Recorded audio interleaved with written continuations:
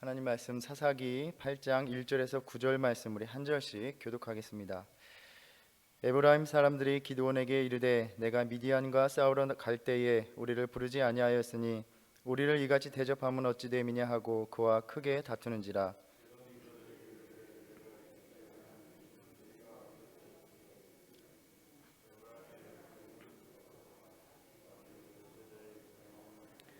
하나님이 미디안의 방백 오렙과 세heb을 너희 손에 넘겨 주셨으니 내가 한 일이 어찌 능히 너희가 한 것에 비교되겠느냐 하니라.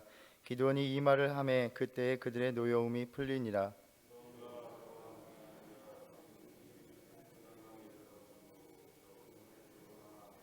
그가 숫곳 사람들에게 이르되 나를 따르는 백성이 피곤하니 청하건대 그들에게 떡덩이를 주라.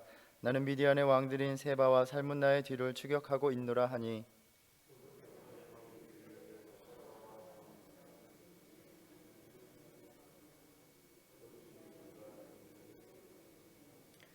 기드온이 이르되 그러면 여호와께서 세바와 살문나를 내 손에 넘겨주신 후에 내가 들가시와 찔레로 너희 살을 찢으리라 하고.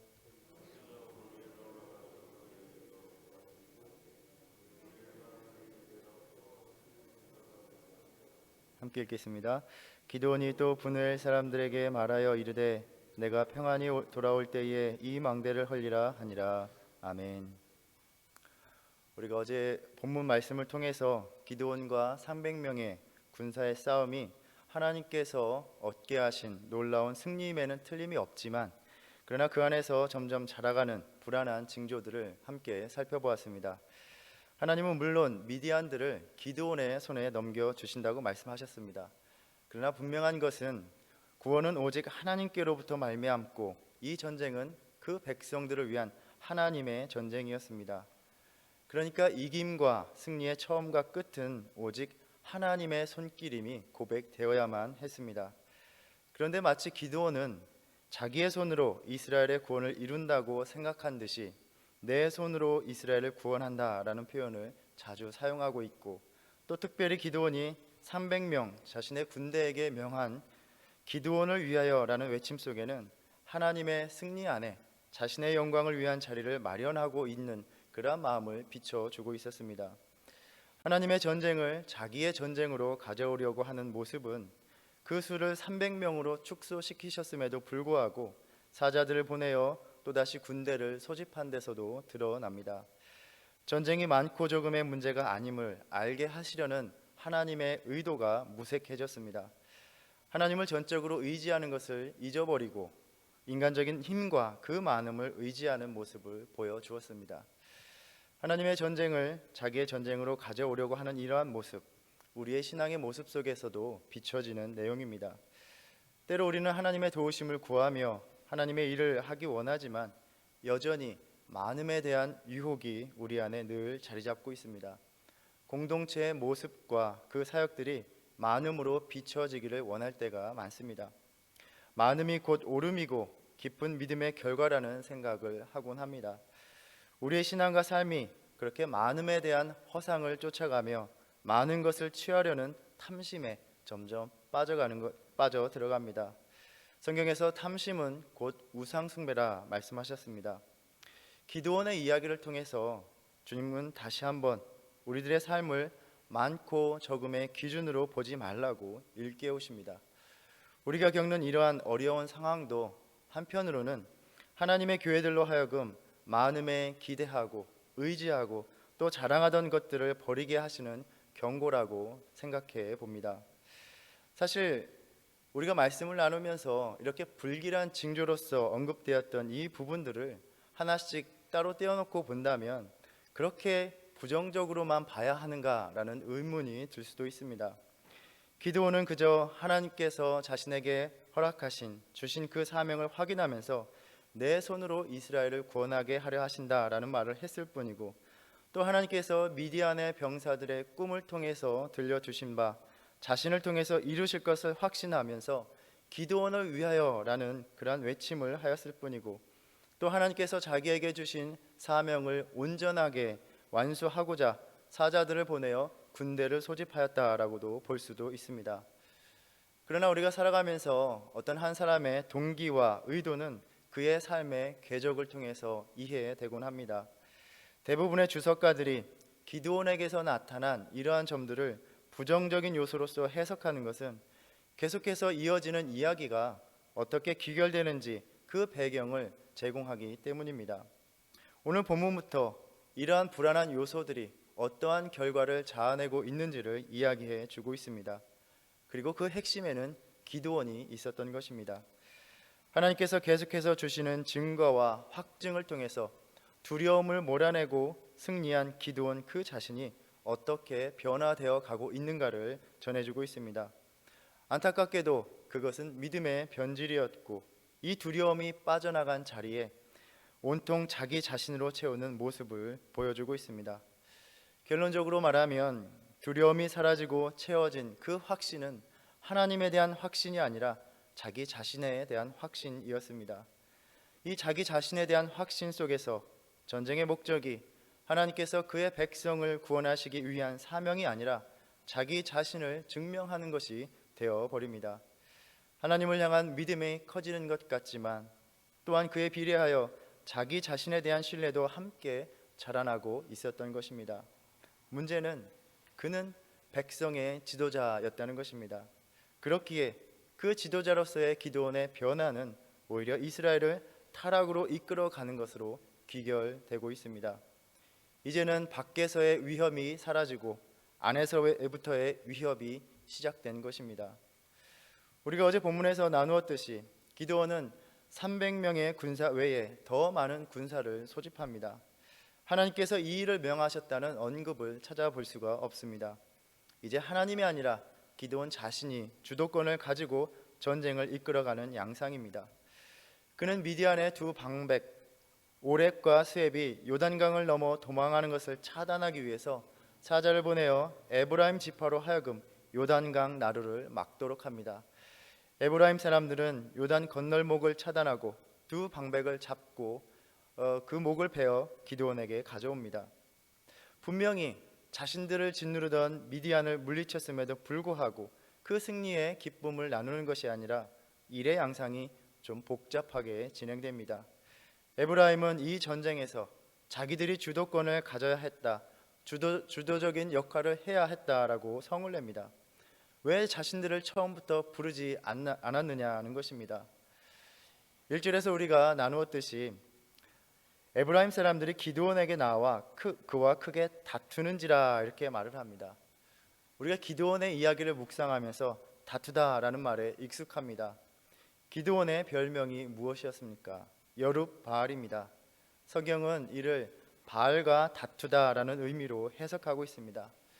기드온은 바알, 그러니까 하나님의 백성을 미혹하는 우상과 다투는 사람이었고 이 일을 위해서 부르심을 받은 사람이었습니다.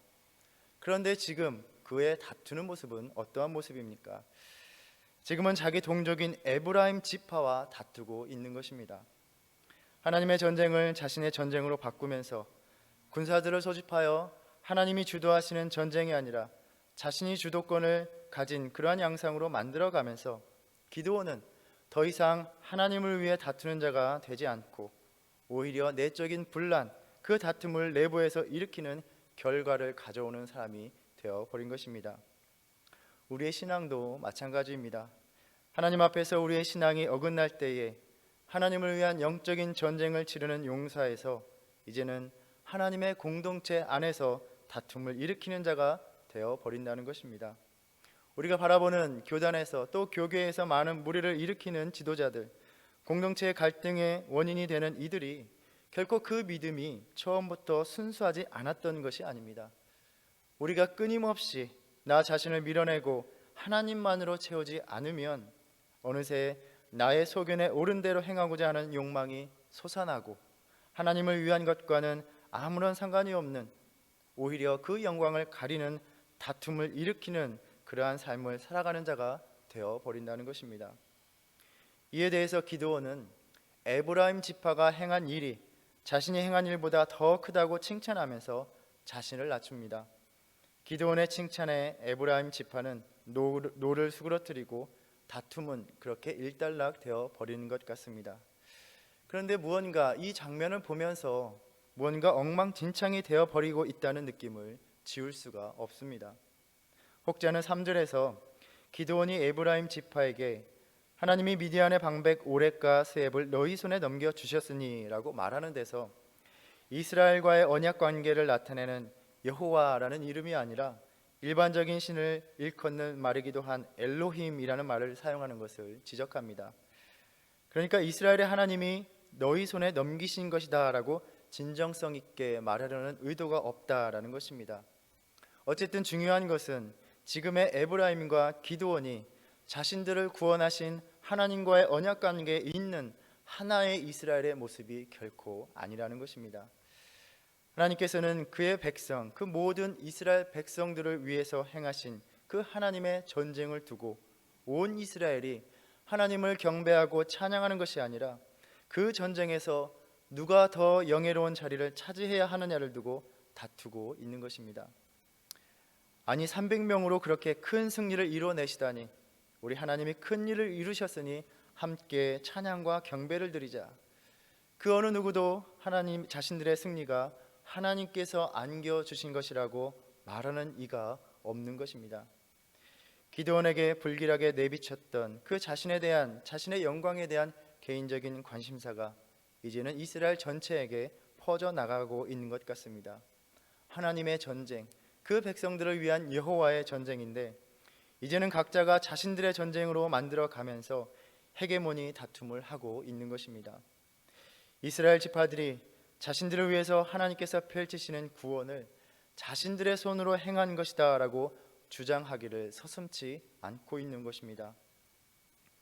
4절부터 전개되는 또 다른 전쟁의 이야기가 기드온과 300명이 다시 언급되면서 우리가 묵상했었던 7장에서 미디안의 전쟁과 연결되고 있는 것 같지만 아마도 기드온이 치른 다른 전쟁의 이야기가 여기에 얽혀져서 함께 전해지고 있는 것 같다 이렇게 보는 견해도 있습니다. 그 분위기가 사뭇 다르기 때문입니다.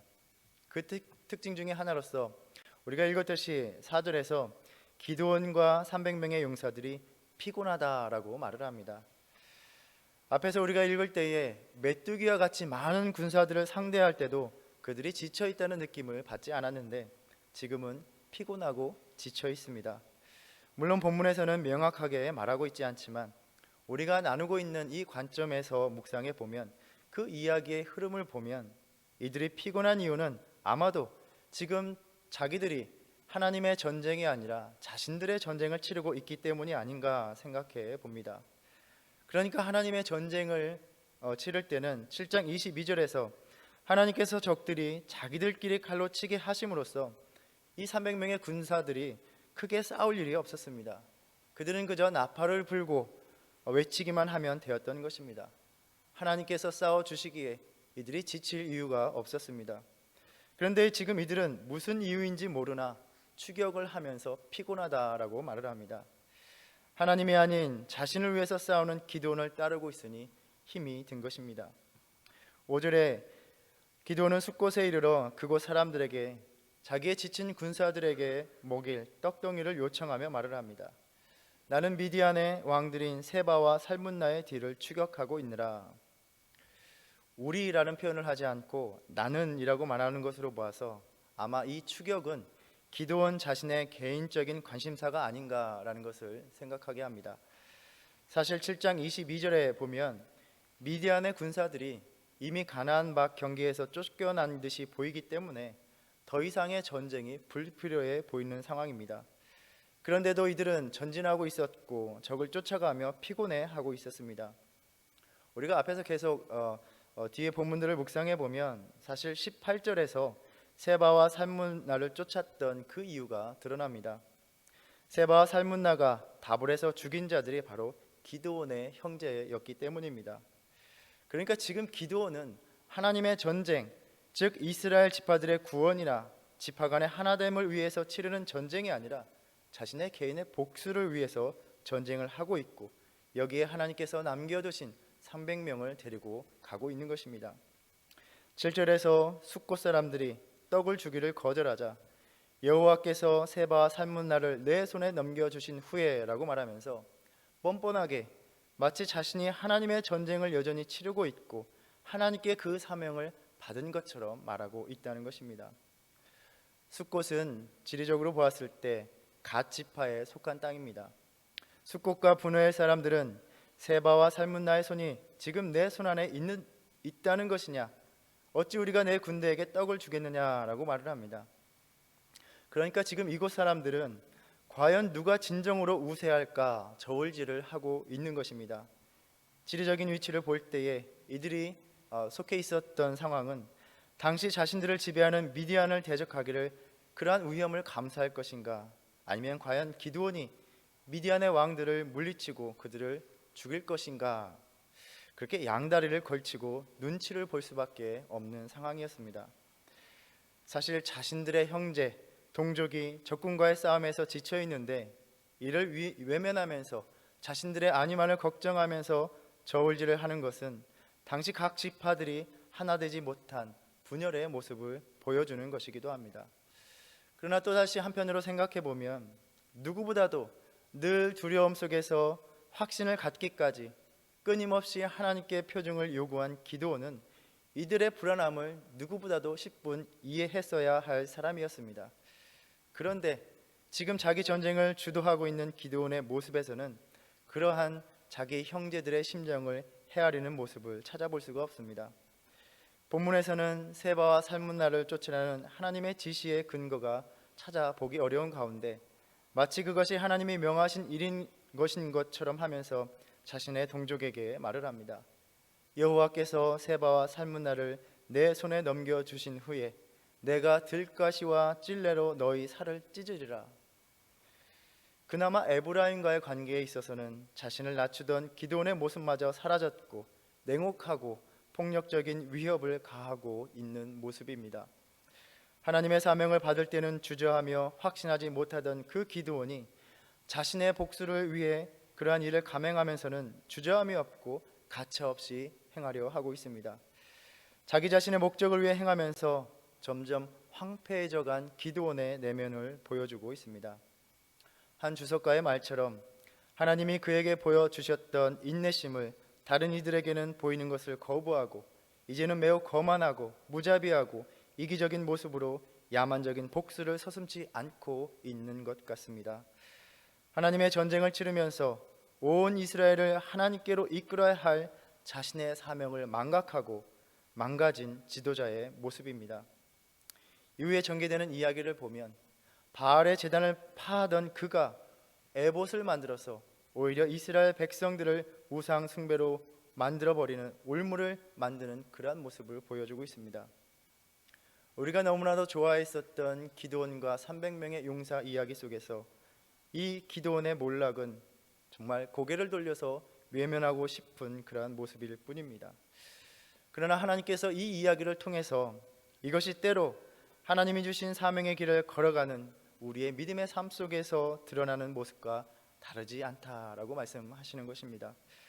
주님의 일을 감당하는 그 두려움을 밀어낸 그 자리에 나 자신에 대한 주장과 확신으로 채울 때 이제 그 길은 하나님의 사명의 길이 아니라 나의 명예, 영예, 나의 자랑을 위한 길이 되어 간다는 것입니다. 마치 내가 이루고 싶은, 내가 하고 싶은 일이 하나님께서 명하신 것처럼 주장하면서 살아가는 비루한 신앙이 되어 버리는 것입니다. 하나님께서는 이 아침에 우리를 도전시키십니다. 너는 끝까지 오직 하나님의 전쟁을 수행하는 자로 살아갈 수 있겠느냐? 끝까지 내 자신을 비우며 하나님의 뜻을 지켜내는 몸부림을 멈추지 않고 살아갈 수 있겠느냐?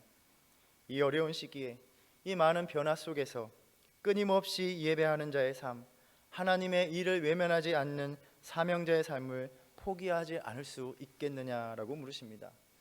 그리고 기드온의 이야기를 통해서 우리에게 가슴 깊이 속삭이십니다. 힘들고 어려운 삶의 현실에서도 나를 의지하는 믿음으로 살아가는 한 세상의 많고 적음이 내 삶의 문제가 되지 않을 것이다. 세상의 많고 적음에 다시 불안해지고 두려워지는 이 상황, 이 현실에서 우리가 다시금 붙들어야 할 온전한 믿음, 그것은 바로 하나님이 여전히 나와 함께 하신다는 확신입니다. 이 믿음의 확신이 회복되어서 삶의 두려운 마음이 주님의 평안으로 채워지는 은혜를 누리는 가운데 묵묵히 또 변함없이 끝까지 참된 사명자의 길을 살아가는 저와 여러분의 삶이 되기를 간절히 소망합니다. 기도하겠습니다. 하나님, 이 아침 무거운 마음으로 기도원과 같이 우리도 신앙의 괴물이 되어가고 있는 것은 아닌지 돌아봅니다. 하나님이 물리쳐 주신 그 두려움의 자리에 하나님을 향한 신뢰와 확신이 아니라 나 자신에 대한 확신과 자랑에 대한 욕망으로 채우고 마치 하나님의 일인 것처럼 교묘하게 우리들의 관심사에 매달려온 신앙의 모습 고백하며 회개합니다. 하나님, 우리 자신이 이 공동체가 참된 믿음의 모습 되찾아가게 하여 주시옵소서. 그리하여 300명으로도 큰 승리를 이루신 하나님이 함께 하시는 그 구원이 오늘 또 우리의 삶에 임하게 하여 주시옵소서. 하나님, 또 오늘은 VBS 마지막 날입니다.